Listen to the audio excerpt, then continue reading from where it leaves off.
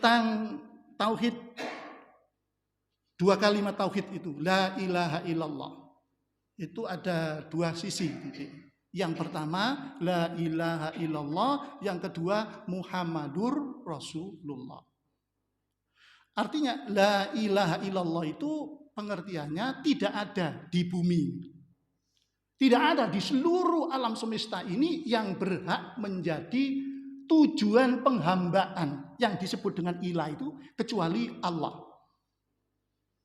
Karena itu kalimat tauhid atau tauhid itu menolak seluruh ilah-ilah selain daripada Allah dan menetapkan hanya Allah lah satu-satu sebagai ilaha. Nah, ini sudah. Nah, kalau sisi yang kedua itu Muhammadur Rasulullah. Nah, kita hendaklah secara totalitas untuk mengikuti atau mentaati Rasulullah Sallallahu Alaihi Wasallam secara total sudah, dan menjauhi segala larangannya. Itu bisa dilihat itu dalam firman Allah, kalau tidak salah dalam surat Al-Hasr. Saya potong saja, itu terdapat dalam ayat yang ke-7. Allah berfirman, wa ma atakumur rasul fahuduhu.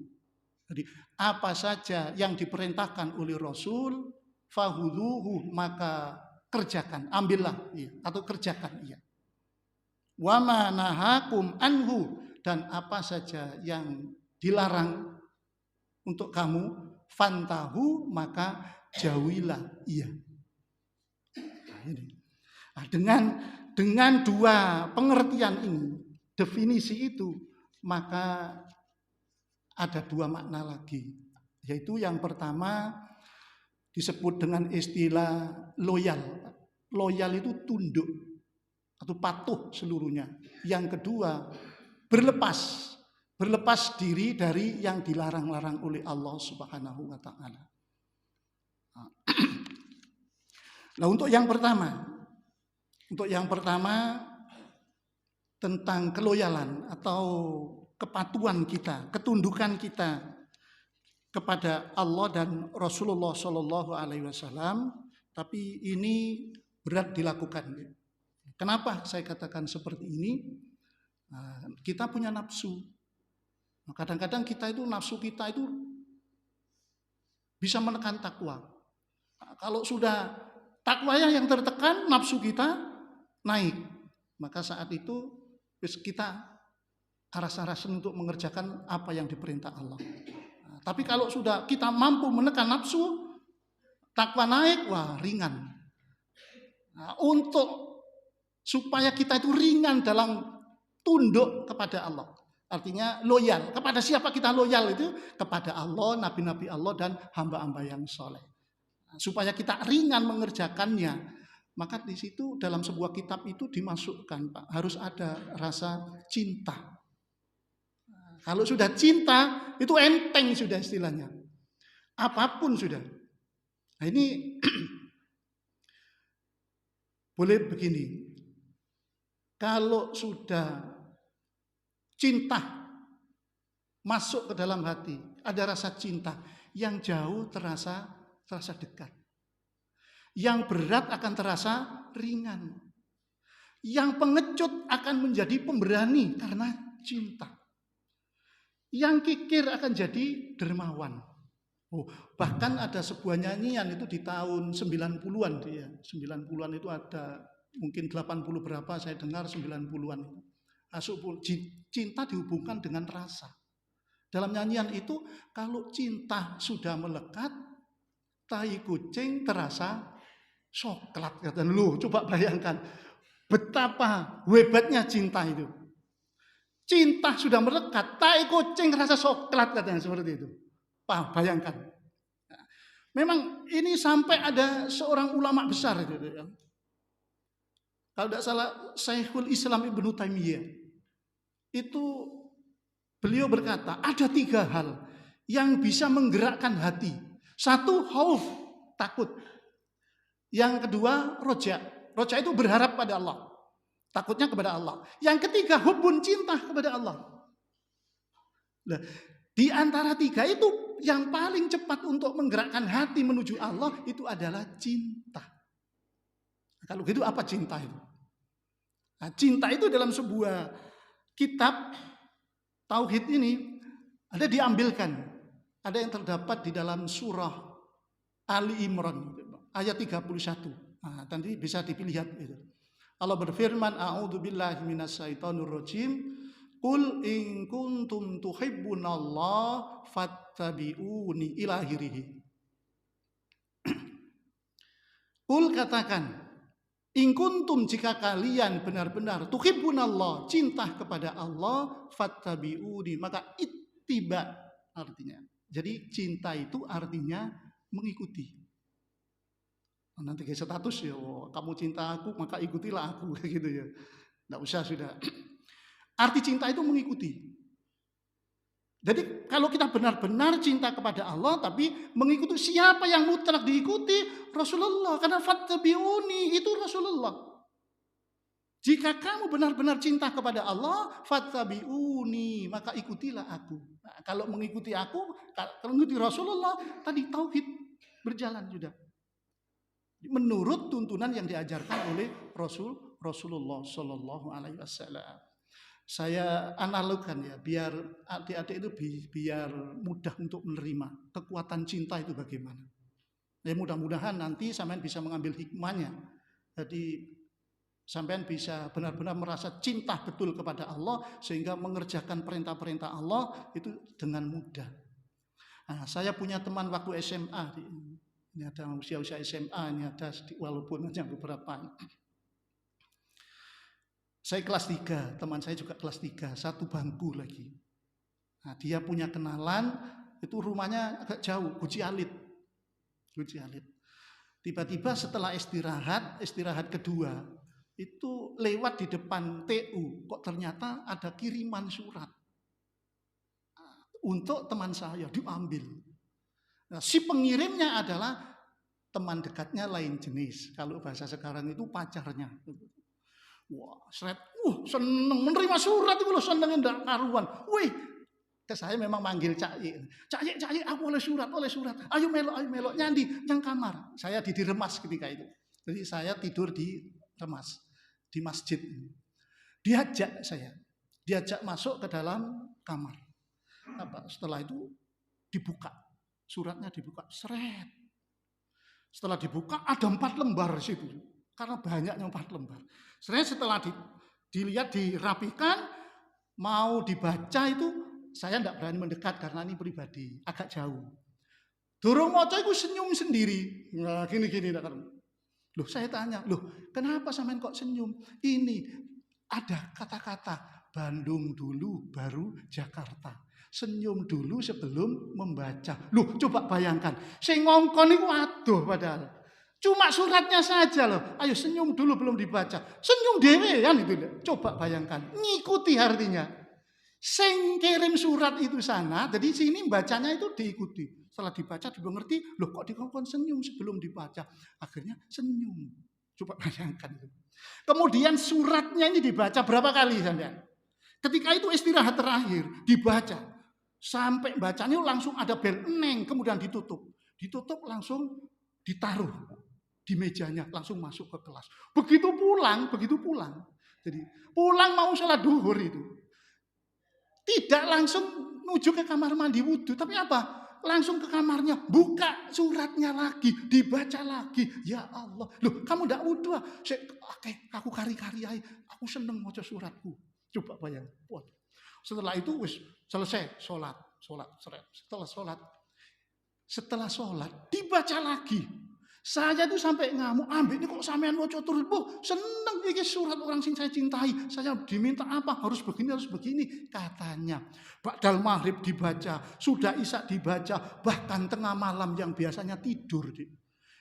Itu bangun langsung lampu dinyalakan. Loh, kok nyalakan lampu? Ternyata tak lihat suratnya dibaca. Coba bayangkan ini kekuatan cinta. Ngerti maksudnya? Kalau kita, saya dan sampean semua adik-adik ini, kalau sudah rasa cinta kita kepada Allah masuk dalam hati, Wih, enteng kalau sekedar baca. Sekarang perbandingannya, benar-benar cinta apa enggak kepada Allah. Padahal itu satu analog, cinta kepada sesama manusia itu harus dibawa cinta kita kepada Allah dan Rasulnya. Sekarang kalau sampean sudah ikrar, saya cinta Allah, ayo mengikuti Nabi. Nabi itu membaca. Perintah pertama, ikra, bacalah. Sampean cinta Allah, Allah kirim surat kepada kita. Ayo, paham sampean. Berapa tebal surat Allah buat kita? Zat yang paling kita cintai, Allah. Kirim surat kepada kita. Ada berapa jumlahnya? 30 juz. Al-Quran itu. Itu surat Allah. Kalau kita ikrar cinta kepada Allah, loh, maka ayo, seberapa banyak kita membaca? Ada berapa surat? Wah, harus tahu. Itu ada 4 lembar, dibaca semua. Suratnya ada 1, 4 surat itu. Ada berapa ayat? Harus tahu itu. Dan harus tahu pula. Tidak hanya sekedar membaca, tapi harus tilawah. Tilawah. Apa tilawah itu? Di samping membaca untuk mengetahui arti ataupun tafsir-tafsirnya itu. Nah, dengan demikian, nanti kalau kita sudah tertanam rasa cinta kita kepada Allah, maka ya modelnya seperti itu. Apapun yang berat akan terasa ringan, yang pahit akan terasa manis. Nah, coba itu ciri orang yang cinta pertama. Kalau dikirimi surat, senang membacanya. Ciri yang kedua, yang dilanda cinta. Senang. Lek bertemu berduaan, opo maneh di peteng-petengan, donok wong ru, cuma kloron. Wih, asik ngomong-ngomongan cepet diterima. Nah, apa maksudnya? Lah, kalau kita cinta kepada Allah, ayo ngomong berdua. Kapan? A'udzubillahi minasyaitonirrajim wa minal laili fatahajjat bihi nafilatan lak. Apa ada sebagian malam itu? Tahajud. Sebagian malam loh, sebagian malam, enggak berat. Pertama memang berat sekali, berat kan. Sampean berat, jam 2, setengah 3, enak-enak tidur, kemul masih ada di atas badan kita, mau kita singkirkan, dingin, berat memang pertama. Wah, tapi kalau sudah terbiasa, jam 2, kemul disingkrino. Sampean kalau kemul saja. Kalau Pak Ustadz sudah ada punya kemul iso ngentut loh, kadang-kadang sih berat. Katanya tahajud loh, Mas, saya adem biasa gitu loh, saya berat. Tapi wes ini singkirkan sudah. Nah, kalau bisa istri diajak tahajud. Tapi itu berat sekali. Nah, kan enggak mau tahajud subuhnya jangan sampai telat. Kadang-kadang ada orang Bu, subuh. Apa Mas? Bu, jadi loh itu salah paham. Nah, ini berat. Jadi itu ciri cinta yang kedua adalah senang bertemu di malam hari. Kita kalau cinta kepada Allah, senang bertemu berduaan di saat orang-orang lain tidur semua. Kita munajat kepada Allah, minta kepada Allah, maka di situ Allah akan segera mengabulkan. Nah, ini. Ada waktunya kok sudah habis ini. Ini baru pertama ya. Jadi ini yang namanya supaya kita itu ringan untuk melaksanakan satu yang loyal, artinya yang diridhoi oleh Allah dan Rasulnya. Untuk melaksanakan itu semua. Jadi supaya ringan bahwa harus ditanamkan rasa cinta. Dan cinta itu artinya mengikuti. Kalau kita mau mengikuti, apa yang diperoleh? Yuhibbukumullah. Nah, dalam ayat itu. Qul in kuntum tuhibbunallah, katakan jika kamu benar-benar cinta kepada Allah, fattabi'uni, ikutilah aku. Nah, kalau kita mampu mengikuti, yuhibbukumullah, Allah akan cinta kepada kalian semua.